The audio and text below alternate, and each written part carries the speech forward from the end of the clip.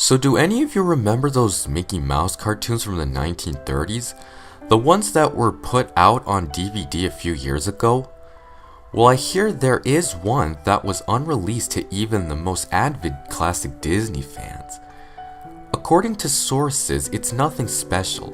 It's just a continuous loop, like Flintstones, of Mickey walking past 6 buildings that goes on for 2 or 3 minutes before fading out.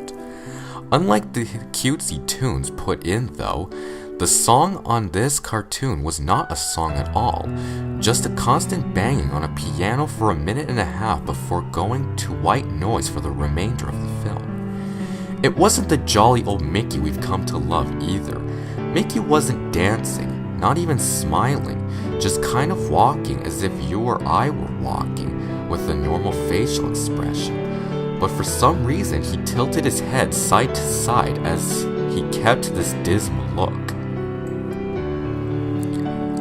Up until a year or two ago, everyone believed that after it cut to black and that was it. When Leonard Matlin was reviewing the cartoon to be put in the complete series, he decided it was too junk to be on the DVD but wanted to have a digital copy due to the fact that it was a creation of Walt. When he had a digitized version up on his computer to look at the file, he noticed something.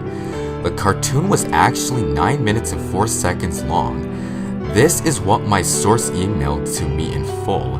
He is the personal assistant of one of the higher executives at Disney and an acquaintance of Mr. Matlin himself. After it cut to black, it stayed like that until the 6th minute. Before going back into Mickey walking, the sound was different this time. It was a murmur. It wasn't a language, but more like a gurgled cry. As the noise got more indistinguishable and loud over the next minute, the picture began to get weird. The sidewalk started to go in directions that seemed impossible based on the physics of Mickey walking, and the dismal face of the mouse was slowly curling into a smirk.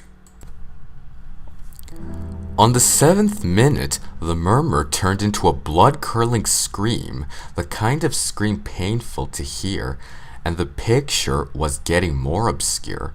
Colors were happening that shouldn't have been possible at the time.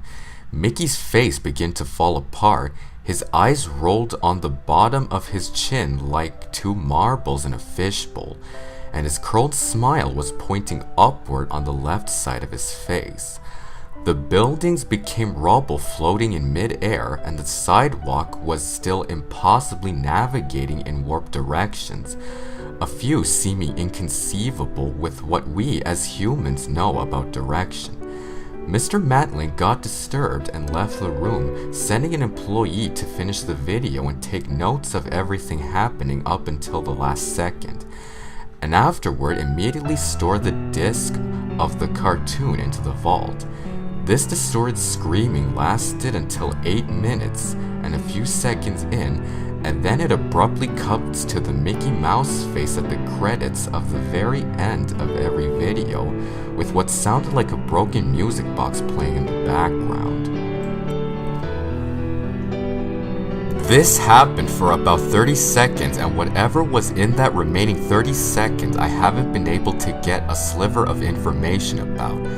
From a security guard working under me who was making rounds outside of that room, I was told that after the last frame, the employee stumbled out of the room with pale skin saying "real suffering is not known" 7 times before speedily taking the guard's pistol and offing himself on the spot. The thing I could get out of Leonard Matlin was that the last frame was a piece of Russian text that roughly said, "The sight of hell brings its viewers back in." As far as I know, no one else has seen it, but there have been dozens of attempts at getting the file on RapidShare by employees inside the studios, all of whom have been promptly terminated of their jobs. Whether it got online or not is up for debate, but if rumors serve me right, it's online somewhere under Suicidemouse.AVI. If you ever find a copy of the film, I want you to never view it and to contact me by phone immediately regardless of the time. When a Disney death is covered up as well as this, it means this has to be something huge. Get back at me, TR. I've yet to find a copy of this, but it is out there. I know it.